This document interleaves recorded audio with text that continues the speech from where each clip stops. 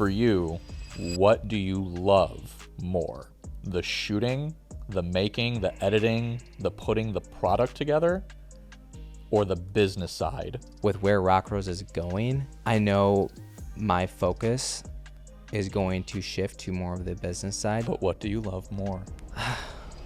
Dude, I don't know. Welcome back to another episode of Inside Rockrose. We are here with the Michael. Yes, sir.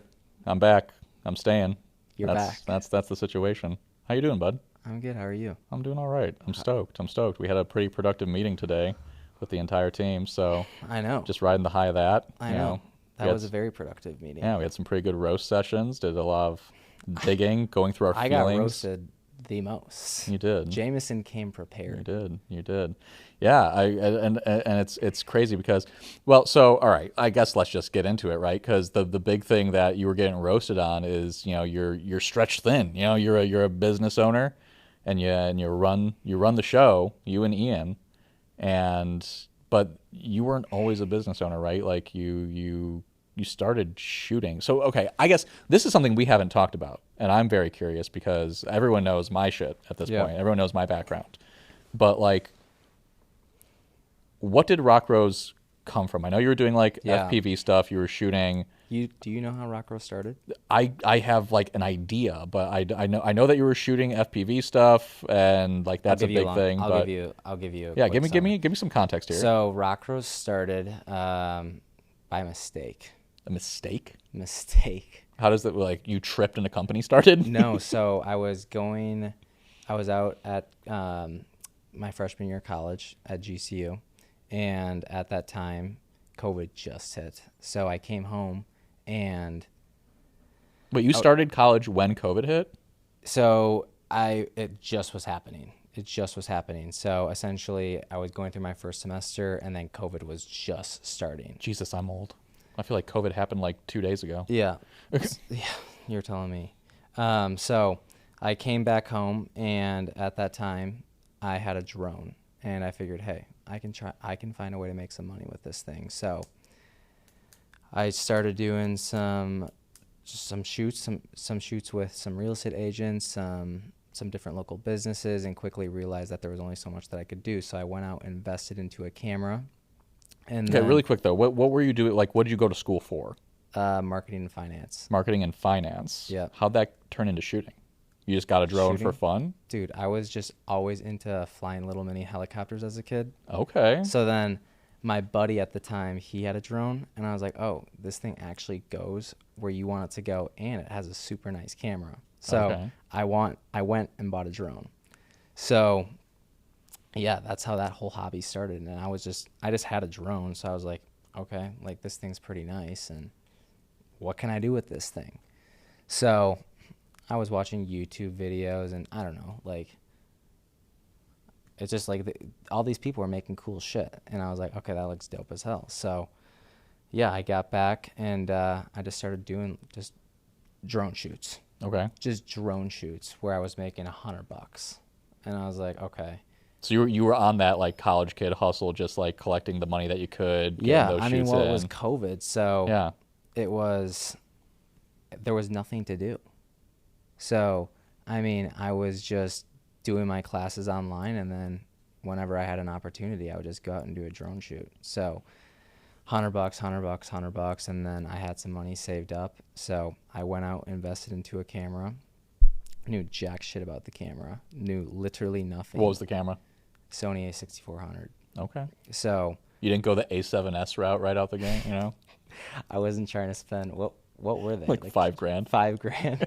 I don't even think the A7Ss were out yet. Really? I was shooting on the A7S too when I was in college. Okay, so yeah. I just got the A6400, okay. and I had the 5100 before that. So I got the 6400, and I was like, this thing feels nice. So I was just doing shoots on the 6400, and I knew literally nothing about this camera, so I figured, okay, I got to learn about this thing. So during my college classes, it's crazy how social media works, because do you ever go on social media and next thing you know, you're talking about something, and then 20 minutes later, you're being targeted by some ad? I don't use social media. Stop. I don't have a cell phone. No, yeah, it's terrifying. Like, Yeah, I'll literally be having it's a crazy. conversation in my living room with my buddy. It's crazy. Yeah. So next thing you know, I'm getting now targeted by these real estate photography course class. It's a real estate photography course, and it's, the 1 minute ad where they're breaking it down about what this course has to offer, what it can do, and I was sold. So I spent $1,100 on the course.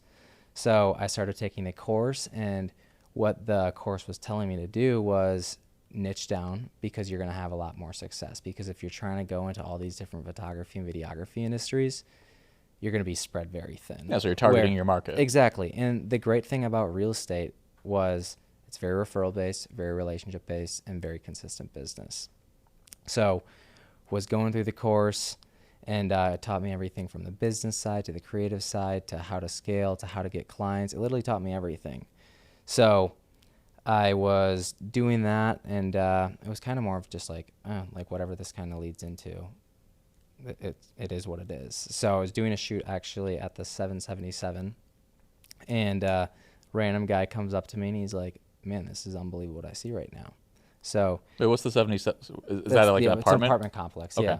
So I was doing a shoot there, and this guy comes up to me. He's like, "Man, this is unbelievable what I see right now. I see you have a deep passion for this, and whenever you have some time in the next couple of weeks, let's just sit down and let's have a cup of coffee."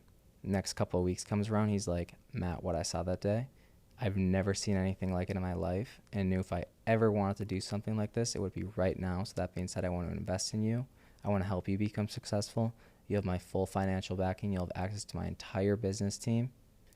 And right then and there, I'm like, I'm in. I dropped out of school.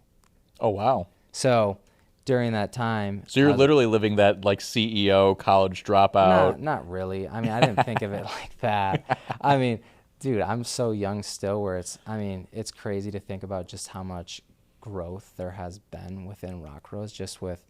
I remember, the way Rockrose started, the way I was getting clients was I was just being active on social media, and then I would start interacting with real estate agents' social medias where, "Hey, like, you go to this restaurant, like, oh, that place is so great," or, "Hey, you've been to Marco Island? Oh, my family has been there as well," where I'm showing them a real person, where I did that for about 2 to 3 weeks, just interacting with them.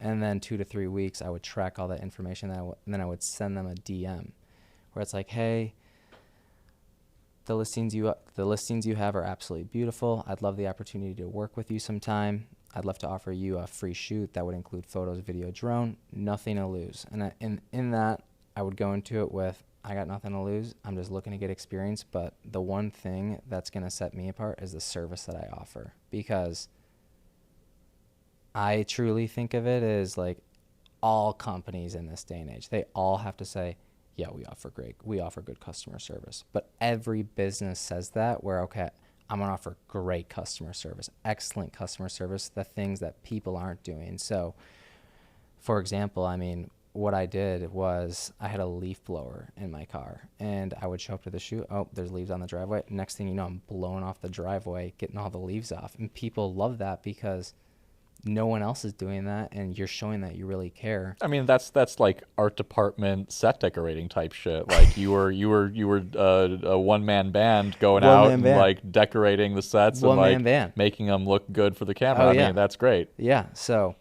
I was doing that, and next thing you know, it's the compound effect where you start doing something over and over and over again. You're just going to start to hit that point where you're going to hit that momentum phase, and it just can't be stopped. And next thing you know, we're working with 30 agents, and then it's 50 agents, and then it's up to 100 agents, where it's too many agents, man. That's too many fucking agents. Yeah. It's I love real estate at the end of the day, but if there's one thing that I have learned, it's not a difficult industry to be in, but we talk about this all the time. There's just only so much value that you can provide, but the big thing in real estate is just the relationship at the end of the day. That's business in general. But yeah, managing to where we are now today, fast forward 4.5 years later, we were working with about 500 real estate agents, and it just got to the point where we just couldn't do it anymore, just because it was just chaotic, where it was just nonstop running around.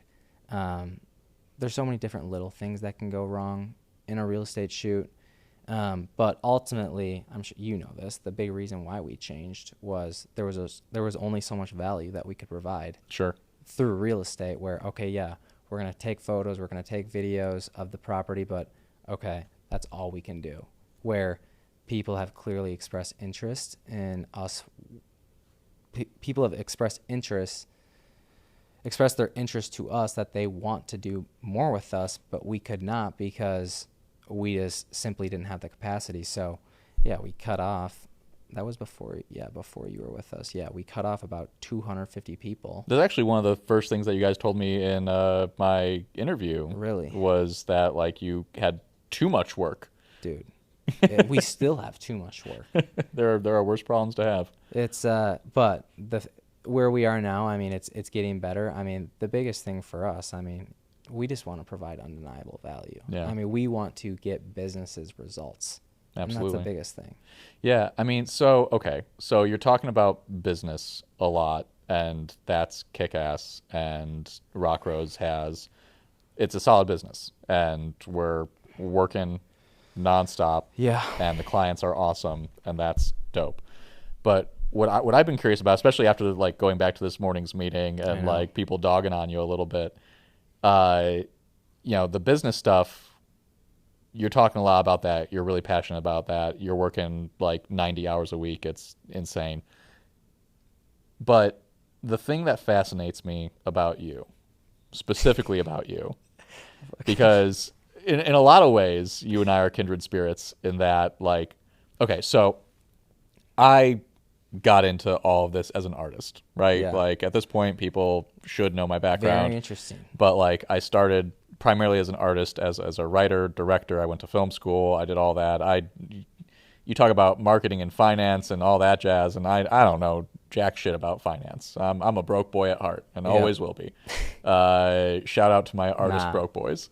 But the thing that's fascinating about you is that you have this business savvy, like this acumen that a lot of people don't have come naturally to them, right? Like I had to become a business person because I had an executive function that a lot of artists around me didn't have. I could make things happen. I could have conversations with business owners, location managers, whatever, that other people weren't willing to have, right? And, like we could talk about them as college kids, but these are still adults. Like, you're 23, fucking, I'm going to school with 23-year-olds who are afraid to go to the counter at McDonald's to tell them that they got their order wrong, and that was never me. So I quickly started producing just because I was the dude who was capable of getting stuff done and handling the logistics and making stuff happen for productions, right? But I was an artist first and foremost. When you say artist, yeah, what do you mean? I mean, I'm a published poet, a writer, an award-nominated screenwriter, an award-winning director. I paint. Why do they call it artist? Why do they call it artist? I don't know. Because technically, like the way, if I'm thinking of art, and I don't want to get sidetracked here, but like art to me is I'm painting, where like you're producing, or like you're directing, or you're scripting. Like, is that art? So for me, and again, we're not going to get sidetracked here, No, but let's go back. Let's talk about it for a second, because this is about like who we are as people, right? Right. But the way I define art is a human's attempt through a craft to meet the universe halfway, right? It is our attempt to communicate with the world around us these subjective experiences that no one else can actually, like, I can't see through your eyes. Mm-hmm. You can't see through mine. But by creating something, whether it's written, whether it's painted, whether it's sculpted, you can get a feel for my perception of reality in the world around me, right? And like there's a million different kinds of art. There's, culinary art, there's written art, there's spoken art, there's music. There are ways of expressing ideas that start as abstractions, right? So art is the practice of taking those abstractions and giving them form, right? So like anyone can be an artist. Everyone is an artist to some degree, right? We all create things. A carpenter is an artist, For sure.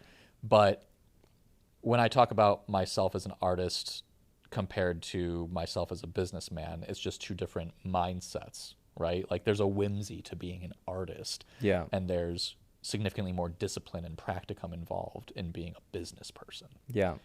And when I look at you, so I've said it before, I'll say it again, the reason why I joined Rockrose first and foremost was because how impressed I was by the quality of your guys' visuals, especially because it is a small team and you guys are shooting on equipment that's accessible to everyone. It's so good. It's good equipment, but you're not shooting like on an Arri Alexa Mini Right. LF. You're not spending hundreds of thousands of dollars on gear. We're just using skills to make shit look good, right?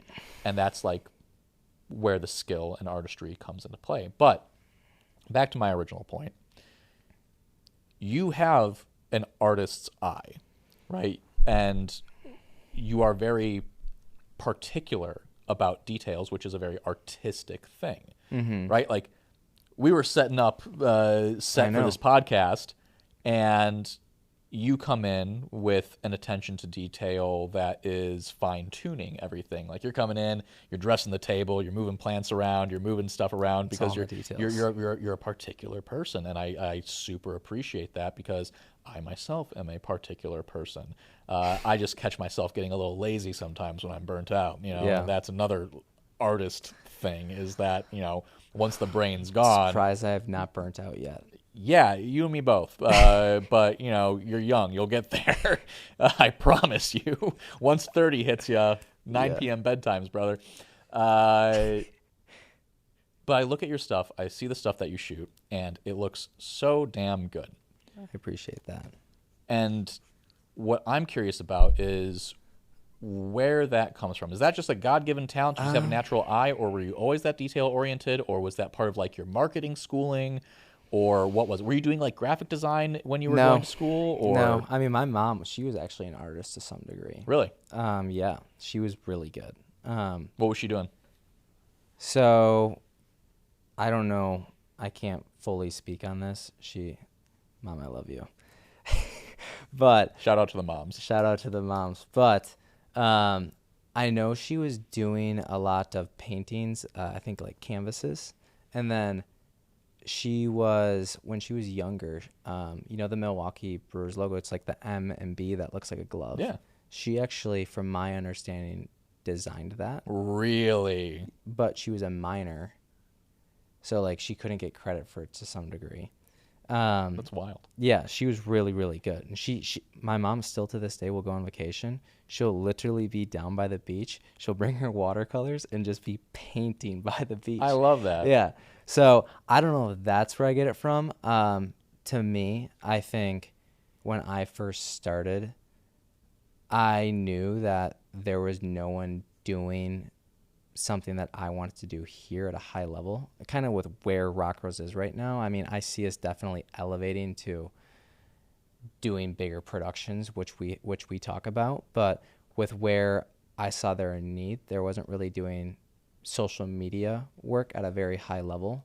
And I knew that there was always going to be a market for quality. And if I offered a quality product, and honestly, just being a good, genuine person, the rest is going to take care of you. So I contribute that to a lot of the success of Rockrose. Granted, we're nowhere near where we want to be. But, yeah, I mean, I think I've just been always very detailed-oriented. I mean, for as long as I can remember, I mean, I was making my bed at 6 or 7 years old. I was always just, like, neat and tidy, and I just, like, had a certain eye for how I wanted things to look. So I don't know if that contributes to my just attention to detail.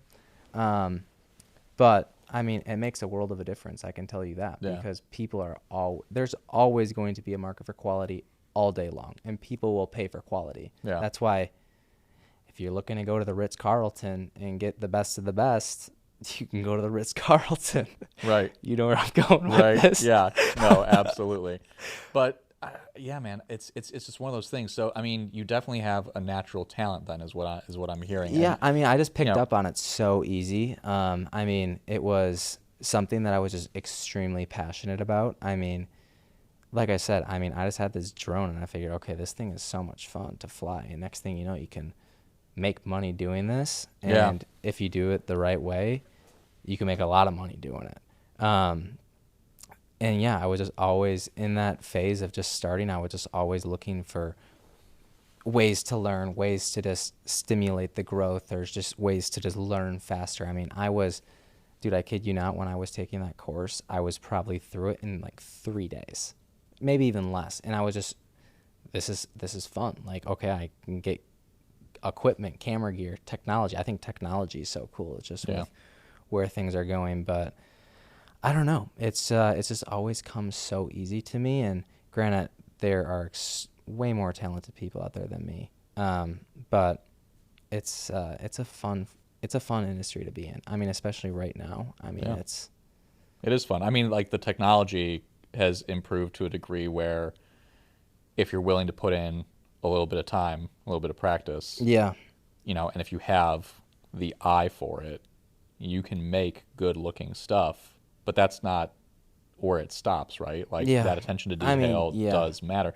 I guess, so this morning in the meeting, we're giving each other constructive feedback and, praising each other for our strengths and talking to each other about our weaknesses and things that we've noticed and notes that we have for each other on ways that we can improve and get better, right? Oh, for sure. And, there's a lot of pressure. I'm not trying to lionize you as like, great leader of Rockrose, which, you are. You and Ian are a kick-ass leadership team. But there's a lot on everyone's plate, and there's definitely a lot on yours as well, especially on yours.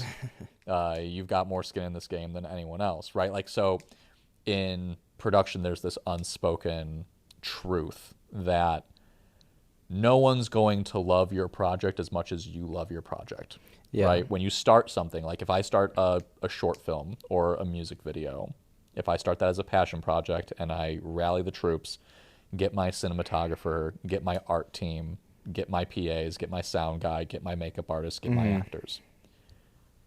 With the exception of maybe the actors, shout out to the actors,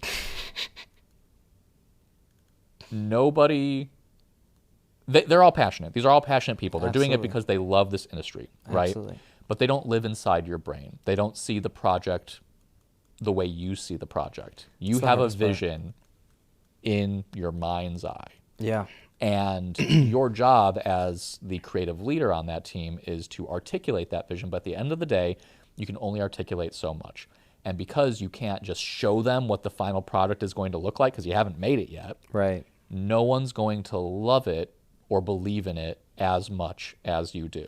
For sure. If I believe in it 100%, the best I can hope for from the hardest working person on my crew is for them to believe in it 99%. You know what I'm saying? Like, there is that disparity there. Oh, yeah. So you will always be the hardest working person when you love that thing, when you believe in that thing. You're always going to break your back trying to get to where you want that vision to land. Right. And there's this crazy thing when you're in a creative leadership position where you are both the artist and the business leader.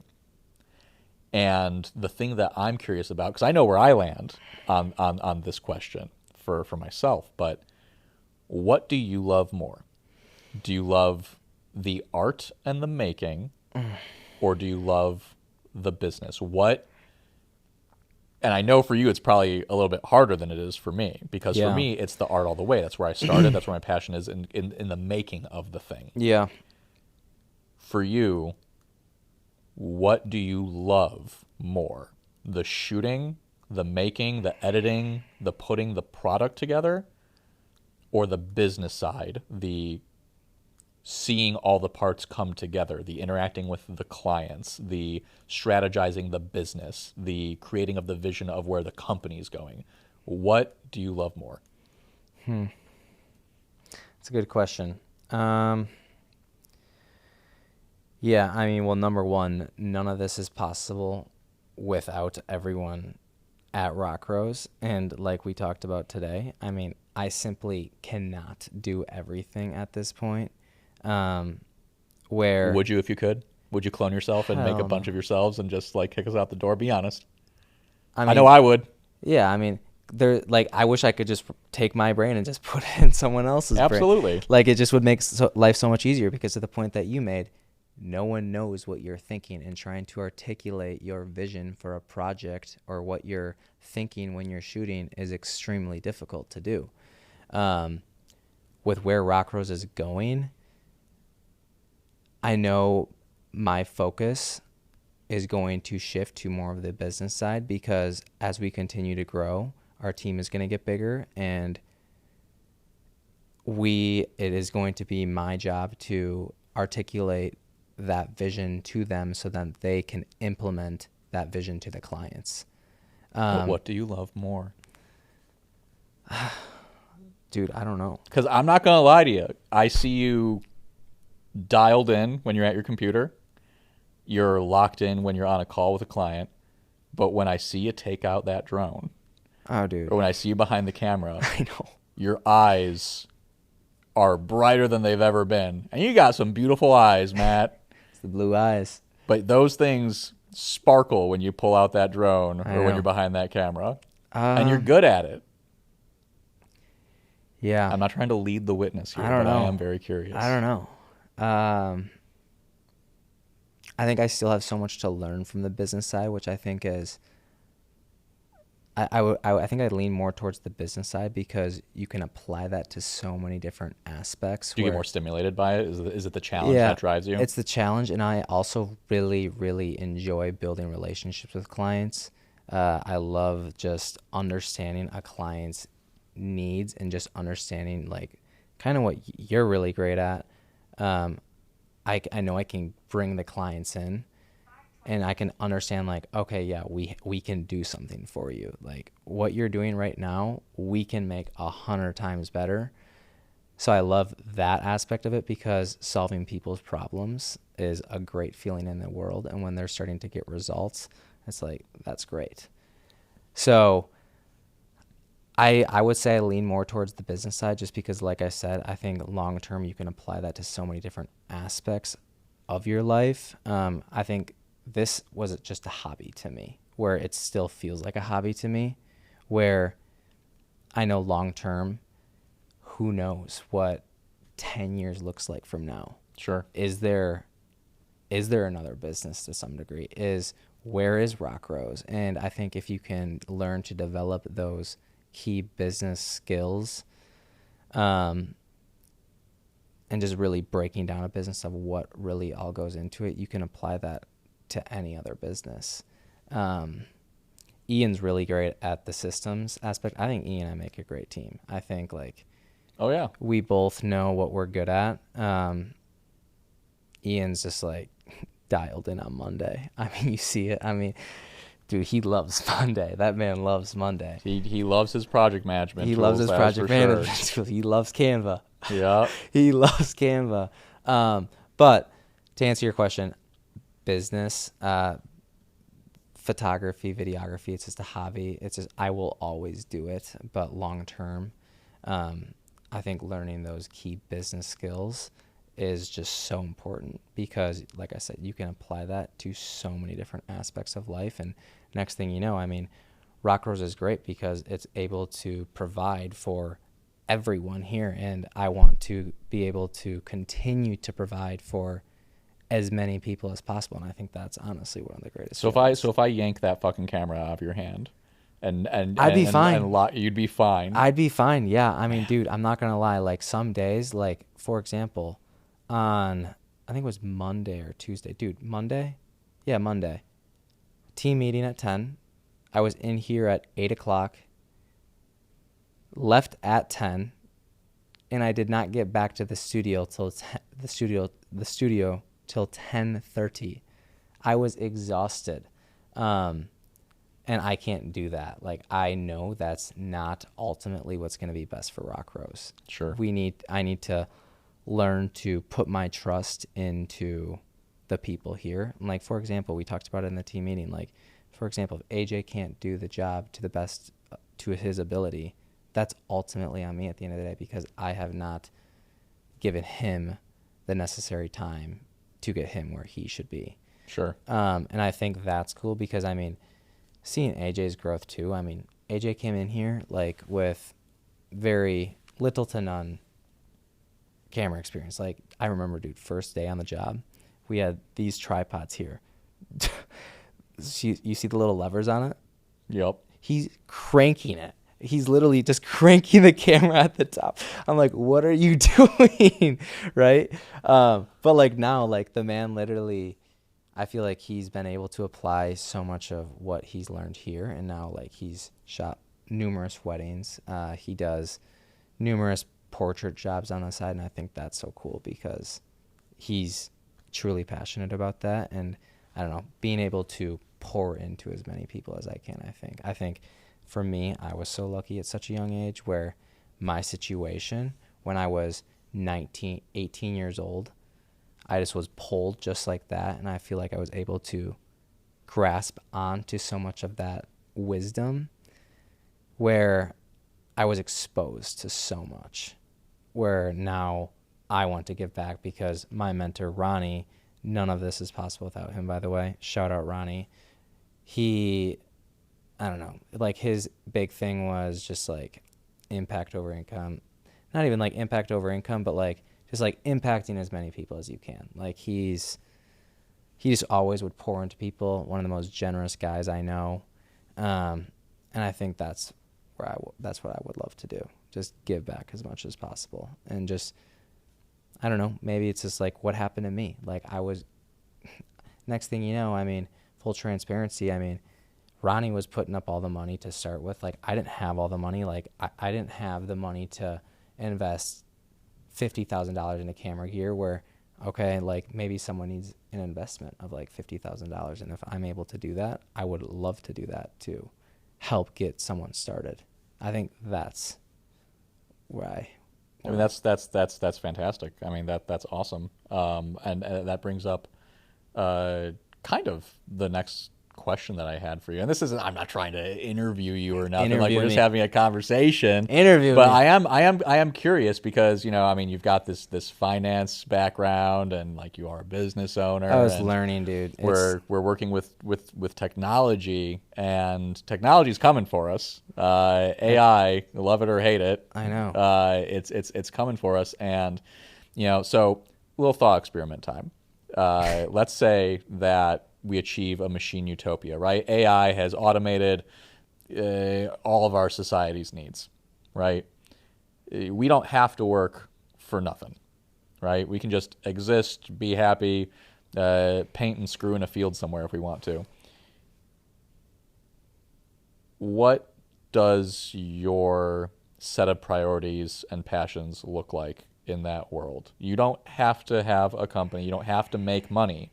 In fact, money is no longer a thing that we even need. Machine utopia, money's obsolete, right? So, what does Matt do?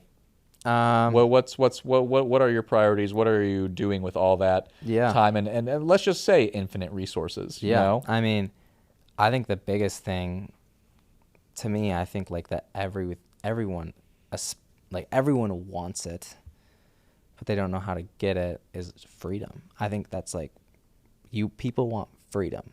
And to me, what freedom looks like is you can do whatever you want, whenever you want, with whoever you want. And we're in a machine utopia now, so we've achieved that, brother. So what's next? I mean, what's next? I mean, to me, I'm traveling. Okay. So, I mean, I'm traveling. I think there's just so much out there to see. Mm-hmm. I've been exposed.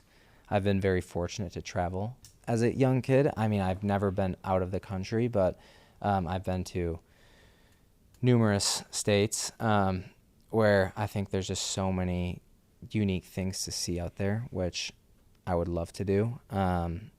Just really cool experiences. I think that's. Are you still shooting? Are you still making art? Are you still doing things for funsies?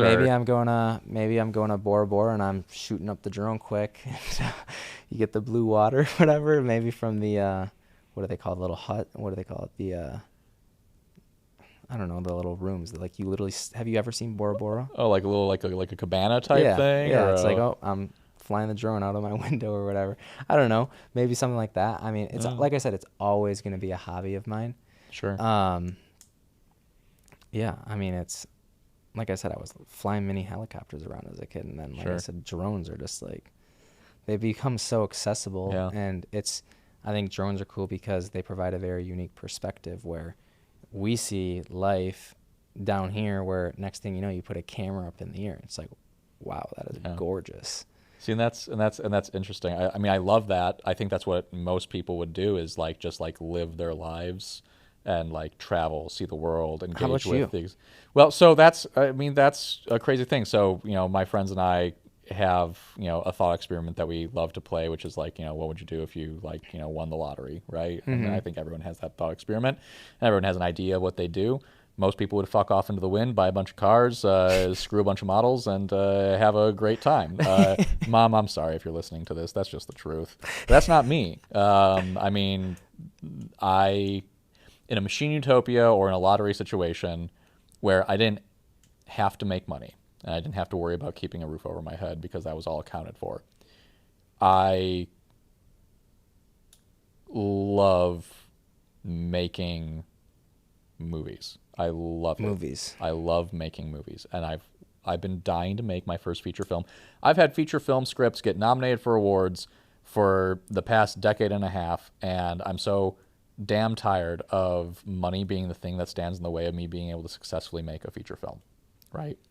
And if I were able to start a studio, whether it was for profit or not. Obviously, in a machine utopia situation, money's not involved, so it's a collaborative environment of artists coming together and me leading people who are equally passionate to just make these projects for the benefit of expression and art and just having those works of media for people to come together around. And it's not just like sitting together and watching a movie, right? But it's the community of putting a production together. Like, I love productions for the people and how they come together and work together and exchange ideas and make these things happen, right? Because it's a miracle. Everyone's seen a bad movie. There's more bad movies than there's good movies. But making movies is really fucking hard. It's so damn hard. No one sets out to make a movie being like, this movie's gonna suck. I mean, there's always like naysayers on a set who, are just cynics and stuff, but making a movie is really hard, and you don't know how it's going to turn out until it's done, right? And in a world where like the finances of it all don't matter, it doesn't matter if the movie's perfect and if people love it at the end of the day, because you got to make the thing and express yourself and tell a story. And maybe it's better because there's no finances attached to it. When you put money behind a movie, the people who are giving you the most money have the most say in what the movie ends up being. Give this right? man a fucking chance. And that's Give this man a chance. And that's insane. But if we're going back to the machine utopia idea, what I'm really doing is getting strung up and tortured. Are you familiar with the basilisk paradox? No. The thought experiment of the basilisk. So This movie? no, this is I forget who coined it, but it's the idea that because AI is inevitable, that AI will inevitably become self-aware. And the idea of the basilisk is that it is an AI that is fundamentally malicious, right? We're talking like Skynet, we're talking Terminator type shit. This thing is an AI that rewards people who helped see it to completion, who helped build this AI. But anyone who stood against it or actively did not participate in the making of this AI is going to be tortured by this AI till their dying breath. So the idea is, do you now start working to make the basilisk, or do you stand idly by and wait for your reckoning from this inevitable AI, right? And it's obviously not inevitable. AI could be any number of things, but we are careening towards a future where AI is smarter than people. It's already smarter than people, but like the generalized AI that can think the way that we do, but better and faster, it's inevitable. How do you think we can utilize AI in Rockrose? I mean, granted, yeah, we use ChatGPT right now, but like, how do you think we can? I mean, because I mean, like, it's not really in anything yet. No. Where imagine if AI goes into a camera, or imagine if AI goes into. Well, they're already doing it. There's a company. I forget what they're called. I'd have to look it up, and I'm not going to right now. I'm just like, I guess, like, what. I don't know, like, what does that like look like? Or I guess, like, what could we do? I mean, don't know. I'd smash it. Man. If I had the the look. I hate it. I mean, honestly, I loathe AI. Elon actually just tweeted he like they want AI to be banned, I think, in California right now, because I forget what it is. I saw it on Twitter. Well, there was the whole union debacle with like the Screen Actors Guild and IATSE and just like Hollywood in general, where there's like a bunch of protections being given to these unions that prevent AI from taking their jobs, essentially. Yeah. Because the studio model is one for profit, and hiring background extras and hiring actors to come in and do voiceover work and stuff, that costs money, right? But that's how these people make their living. Right. You know, so it was a really big problem, and it's a major problem. And they're trying to stop it. But I don't know if they are going to. They can't stop it. And not to, again, I mean, this conversation is going to evolve in whatever direction it goes, but you can't stop AI. You can have the unions put up a bunch of shields to protect their workers, but Netflix was not a union company. It was outside the studio model, right? Yeah. Netflix was the first major streaming platform for network-style TV programming and movies. Yeah. They were a disruptor. They have since become part of the studio system, and they're beholden to union rules for those shoots because they shoot the way that union studios and productions operate, right? But with AI, with technologies like Sora, video does not require a human element. Objectively, video does not require a human element anymore. Certain kinds of videos, this kind of video, feature films as we know them, they require human elements, but that's only for the next few years. Now imagine a company that guaranteed currently exists, Sora is actively growing, changing, learning, developing. This is a program that can make photorealistic images move around. They have videos of models in cafes, on city streets, walking around Sora. that are hardly... That's what it's called, Sora? Sora, S-O-R-A. It is hardly different from a video that you or I would shoot. And half the time, it looks significantly more cinematic because AI doesn't need to rent out a 12-ton box truck full of G&E equipment. It doesn't need an Arri Alexa Mini LF to get high-quality imagery. It doesn't need technical human professionals to craft these lighting schematics to make it look as beautiful as it does. It just references everything else that currently exists and uses that to create its lighting schemes and the images that you see, right? So there is guaranteed a future in which there is a company that disrupts the entire studio system by way of having a platform like Netflix where you just turn on your TV and say, hey, make me a movie about Danny DeVito who plays a duck fighting The Rock who plays a chicken, and that movie's going to crank itself out in under 30 seconds, and movies are no longer going to be about production teams and directors putting things together with an entire crew. It's going to be about who can give the best generative prompt and workshop that's where it's going? That's inevitable. That is inevitable. Whether or not it changes the entire production model entirely, I think that human beings are always going to want to watch. I mean, let me put it this way. Movies and TV shows are significantly more popular than live theater. It's cheaper. It's infinitely more accessible. But live theater still exists. People still go see live theater. Right. Live theater is expensive as shit. You ever try and go see the Book of Mormon or Cats? Those are hundreds of dollars for a ticket that you're going to go see a show up in the balcony seats where you can barely make out the features of the characters on stage. Theater used to be a performing art of poor people. It used to be peasants in town squares making fun of royalty or doing Shakespeare, and people would just gather around for free and watch this stuff. It is now a luxury. Theater is now a luxury item. Mm-hmm. And it makes sense because, again, it's not as accessible. I can shoot a movie one time and distribute it to 1 billion people. I can't do that with a live performance. And a live performance has to be recreated with the same amount of accuracy 3 times a day for months on end. It is inevitable that we are going to have AI TV and AI movies. It is inevitable because they operate outside the union system. Unless there are federal regulations that stop these things from existing, which they won't because there will be money in them and there will always be investors paying for these tech companies to cook. And as long as those investors are making money, the platform's going to exist. We will still have live TV. We will still have actors. We will still have movies created by people.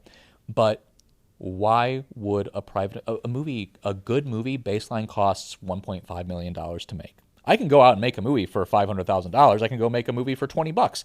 No one's going to fucking watch it. A movie for $500,000 is not going to get distribution. And that's not true. There are some movies. Shout out to Mike Cheslick and Ryland Tews, Hundreds of Beavers. They did it for, I think, $250,000 in Wisconsin. And that movie is running laps in the indie circuit. I think it's still on Letterboxd, the #2 best reviewed movie of the year, right under Dune 2. Wow. And they did that for $250,000. And that is a huge rarity. Well produced. It's well produced. Mike and Ryland are creative geniuses. The team that they work with are all spectacular. It's a lot of fun, but that is a fluke. That's a flash in the pan. That is not the norm. You cannot go out and spend $250,000 and make a successful movie. That is not the standard. They are the exception to the rule. Why would I, as an investor, put $1.5 million into a movie that will probably flop? Probably flop. It is more likely that a movie sucks than that a movie is a roaring success. Yeah, it would be stupid. Why would I do that when I can invest in an AI company that's just cranking out media that people are going to watch? Human beings are stupid, dude. Like, I love human beings, but we're all fucking dumb. Oh, social media is brain rot and it's ruining my life and I can't think straight and I'm constantly distracted and I suddenly have ADHD, which I never had growing up. Yeah, dipshit, because you have a thing in your phone that industrial psychologists have literally programmed to give you instant dopamine. It's a literal drug in your pocket. It's immediately available. You think that when people have the ability to just prompt their TVs to give them their dream project? My dream project is a movie that would guaranteed cost millions of dollars and hundreds of people and take 2 years to make. Why the hell would anyone try and do that? Why would anyone go to film school and bother with that shit, except for the hipsters who still think that old technology's neat, when they could literally just look at their TV and prompt it to give them their passion project so that they could show it to their buddies and put it into a quote-unquote film festival? Yeah. This conversation has gone off the rails. No, I understand exactly what you're saying. I mean, it's going to be very interesting to see what happens. So where does Rockrose land when that happens? What are we doing then? Because that's in 10 years. I'm not too worried about AI. That's in 10 years. I'm not worried about like it specifically in, I don't know. AI is not going to be able to go in and do listings shoots, I'll tell you that much. Not worried about that. I still think there's always going to be a human connection to someone producing something. I truly think that, like, I'll type into ChatGPT right now, like, please do this and like do that. And it's never going, because what were we saying earlier? Someone's never going to be able to articulate your vision to be exactly what it is that you want it to be. Absolutely.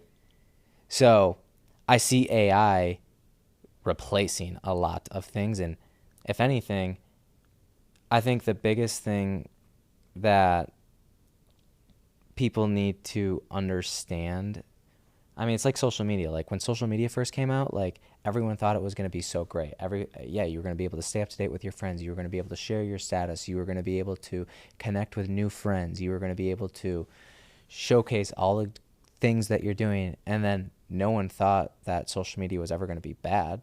But now, next thing you know, people are stealing people's identity. There's bullying. There's just like hateful messages.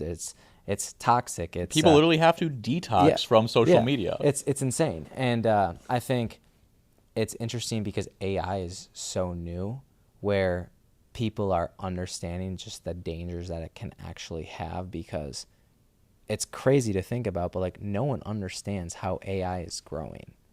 Like, how is AI growing? Like, what the hell? Like, who put this thing together? And all of a sudden, what? It's just like, it's creative genius.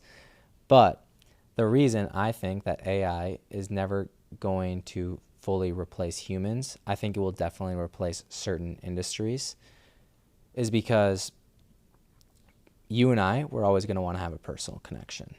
Like, people are always going to want to have a personal connection with someone. People aren't going to want to be dealing with robots. Yeah, maybe you go to a drive-through and next thing you know, yeah, you're talking to an AI. Sure, okay.